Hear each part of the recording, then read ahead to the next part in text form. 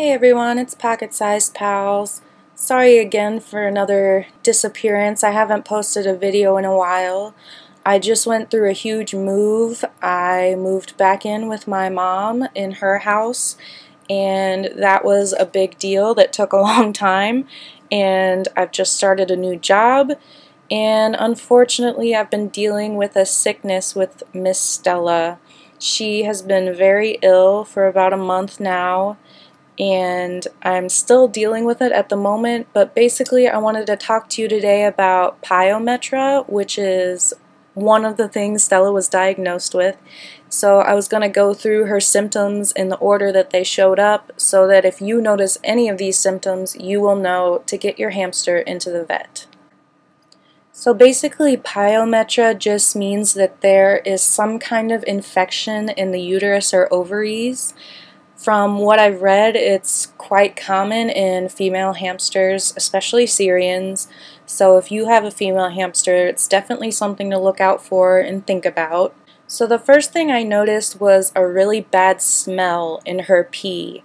And it was bad enough that I was cleaning her cage once a week instead of once every other week because it was so bad.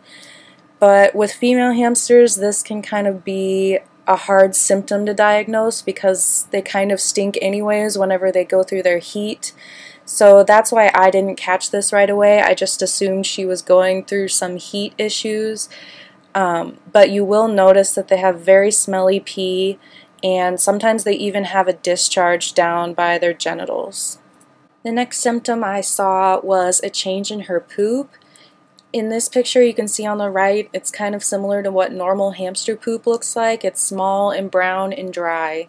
But she started having these big green wet poops. It wasn't diarrhea and it wasn't anywhere near that consistency, but it was still something very off-putting to see. And I saw that a long time ago, and I should have called a vet at that point, because you definitely know at that point that something either in their diet or in their insides is going wrong, and you need a professional help when you come across things like this. The next thing I saw was a drastic change in activity level. I still saw her at night, and she would still get in her wheel, but she wouldn't really run on it, and her activity level just slowly decreased to the point where I didn't even see her every night. She would just sleep all hours of the day and night and only come out to eat and drink, and that's when I knew that something really bad was going on. After that, her stool consistency continued to decline, as in it got softer and wetter. It still wasn't wet tail, it wasn't quite diarrhea, but it was leaving residue on her tail and it looked really bad. She wasn't grooming herself, and the last night that finally convinced me to take her to the vet was that her closed pyometra became an open pyometra, which means that she started bleeding from her genitals, and there was definitely blood on her tail that I could see, and when I saw that, immediately I took her to the vet.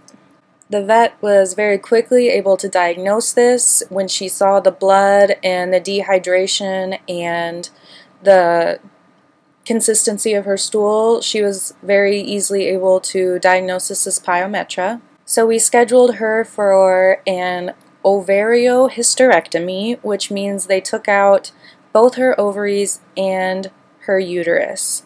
This is a very common procedure for any female hamster that has Pyometra. It obviously eliminates all possible places for infection or growth, and it completely gets rid of whatever is inside of them that is causing them this discomfort.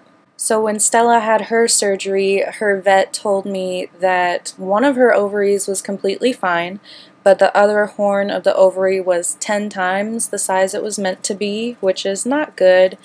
They don't know if the mass was cancerous or not. I elected not to do a blood test because it would cost a lot more money, and I don't have that kind of money, frankly.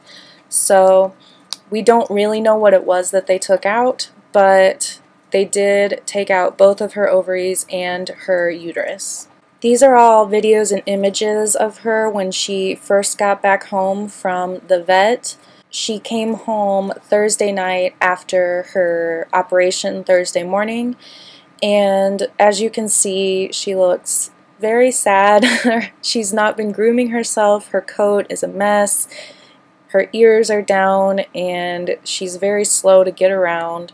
This is common for hamsters just coming out of surgery, but unfortunately now it is Monday afternoon and she still has not improved at all. She's eating and drinking, but not as much as she should. Her stool size is still absolutely all over the map, and she only sleeps and eats. She doesn't come out to exercise or groom herself or do anything. In this image right here, you can see her grooming her genitals. That's the one thing she's been grooming. And I just got back from a follow-up appointment at the vet. They said that her genitals are red and irritated, so I do have some cream that I'm going to be using to help her alleviate that pain. They also gave me some Baytril, which is antibiotics. It's very commonly used for hamsters with infections or surgeries. So hopefully that will clear up whatever remaining infection she might have and have her feeling better again. I have another appointment in a week to check up on how she's doing. In the meantime, she's going to be on her Baytril once a day for a week, and I'm also going to be feeding her some vegetable baby food to keep her hydrated. She's going to be housed on some bath towels so I can monitor her stool, and she will be going back to the vet in a week, like I said. So hopefully Miss Stella will start feeling better, and hopefully I'll have better updates with her in the near future on how she's doing. I can't stress enough that if you have any doubts at all about your pet's health, you need to take them to the vet. Even if you're not really sure, you should still at least call your vet and tell them about your small pet symptoms, because small pets and rodents especially are very good at hiding their symptoms. It's just a natural instinct, and you may not know that your pet's sick until it's too late. And I definitely know with Stella that I waited too long. There's no way to know if I had done things differently, if anything would have changed, but hopefully she will start recovering soon and still have another few years of healthy life ahead of her. If not, I do feel confident that I've done everything that I can for her and that I've given her the best life that I possibly could, which is what all of us are meant to do with our small pets. So take care of your pet. Talk to your vets regularly and often, and I hope that this video helped you. Thank you all for watching, and I hope to be making more videos soon. Thanks!